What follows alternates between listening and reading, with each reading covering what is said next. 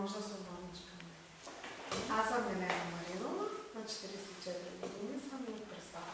Не можеш ли да се представиш? Да. Аз съм Адриан Бончев, аз съм на 13 години.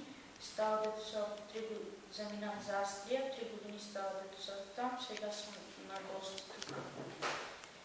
Така, Адриане, колкото разбрах от моята колежка, днеска е имало ателие в квартала и ти си се включил. Да. Така, какво ти направи впечатление на площадката, на която играете? Мръсотията, мириши и още на хората дойде да има тук варчи пречи. Така, че преди да заминеш за България, а за Австрия, какво дете беше в България? Може ли да ми разкажеш?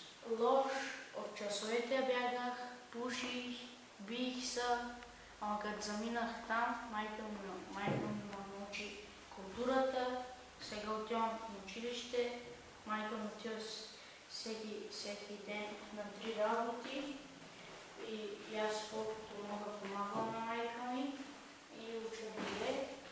Така, ти кой клас завършиш там? Сенди. Възмутите боклуците, които са изхвърлени на площадката, които миришат. А в Австрия как е? В Австрия сега яденето слагаш в чопа, в една торбичка, бяла или черна, и слагаш вътре и после долу има специални чопове, хвърляш ги там. Всяка сутрин идва той камион, който ги сервира. Има специално за шишета и за пластик шише, вънка припарка, големи чопове и вътре ги хвърляш пластмасовите шишета и стъклените. Като ги хвърляш стъклените, трябва да ги щупиш по-долу. Значи в Австрия не можеш да видиш такива разхвърлени трубички. Не може. Сигурно ги глобяла там. Да, не видиш. Ако не ходиш на училище, как е там? Търсят ли там? Да, търсят в къщите имат адреса, всичко, идва госпожата и господина, даже и директора идва. Ето батко ми сега, той преди да си идваме, каза дето училището му свърши и дойде с мене, пак после госпожата и господин и директора му дойдаха в нас и каза дето си бяга от училище. И сега си се върна назад. Значи ти казваш, че страшно много си се променил. Да. Стана, ходиш редовно, не пушиш, не бягаш, харесва ти. Адриане, ти си от ромски произход, много си красив. Ако в Австрия разберат, че си от ромски произход, това ще им направи ли впечатление? Делят ли децата там? Не. Няма такова нещо. Няма такова нещо. Те имат много хора, дето имат турци, чечени, филипинци, много хора. Те от всякъде идват тези хора. Не знам, още румънци има, сърби има даже. Така, ти какво можеш да кажеш на твоите приятели в България? Какво трябва да направят, за да не е мръсно така? Да не хвърлят боклуците, да не се бият, нали? И да отидат на училище и да учат добре, да не пушат, и да се завършат образованието. Да. А то важно ли? Да, нормално, за работа, за всичко е важно. Много е важно. Да. Добре, ако нашия център успее да направи едно ателие почистване на площадката, ти ще кажеш ли на твоите приятели да се включват? Да. И това ще бъде много пример. Да. Много хубав пример за всички от квартала и за твоите връстници, че каквото ядат другичките, от пръчки, от вафли и така нататък, не трябва да се хвърлят. Да и да ни правят мръсотия, да се държат хора, да ги хвърлят толкова не на земята. Много е важно, че България е влязла в Европейския съюз. Да. Защото по този начин ти се интегрира. Да. Така ли е? Много се радвам, че ти пожела да говориш и че каза много хубави неща. И това е един пример за твоите връстници, че образованието е много важно, че опазването на околната среда е много важно, че си един добър пример за тях тъй като и аз се познавам, знам какво дете си било. Да, значи. Как бягаше от училище, как не искаше да ходиш, как си купуваше с стотинките цигари.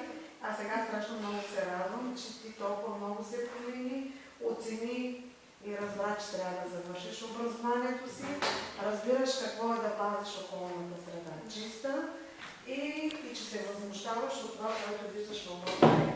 А на нашите управляващи какво можеш да кажеш?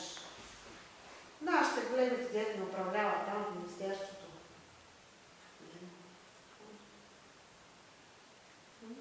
Какво можеш да им кажеш? Не може да се По-добър живот за децата? Да. Да има по-добър живот за децата. Не правим насоки.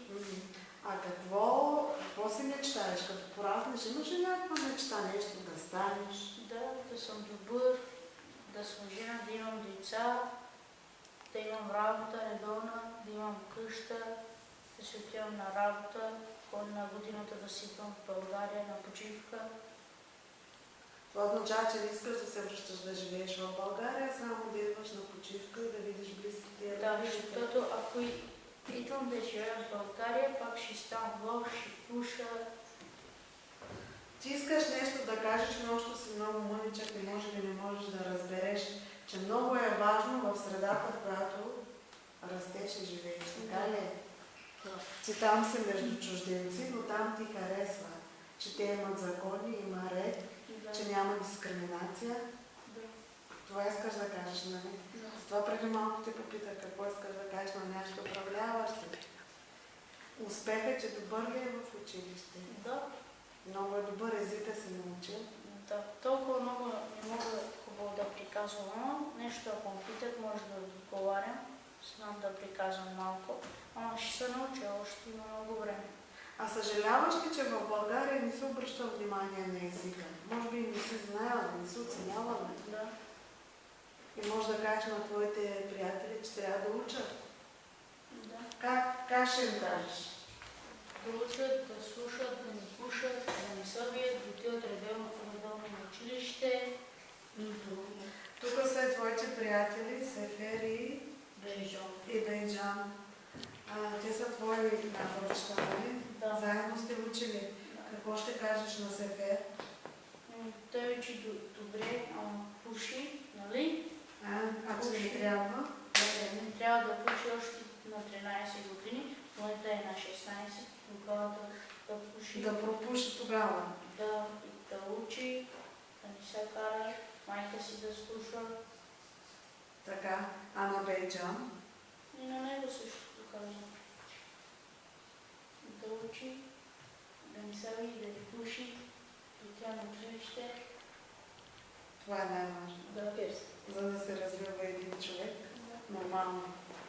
Благодаря ти за всичко. И ти пожелавам всичко най-хубаво. И дано някой ден да те гледаме по телевизията и да си стана много известен. Всека ти. Какво ще кажеш на нашия екип на семейно-консултативния център? Харесва ли ти ни как работим? Да, вие искате да помагате, надявам нашите хора не го разбират, се мръсоти правят.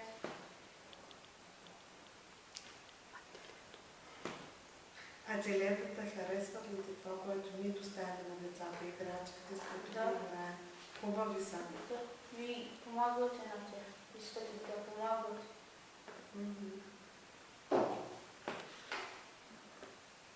Добре, Андрея, живот ти здраве, до година пак да се срещнем с теб. Много поздрави на майка ти, ако не се видим.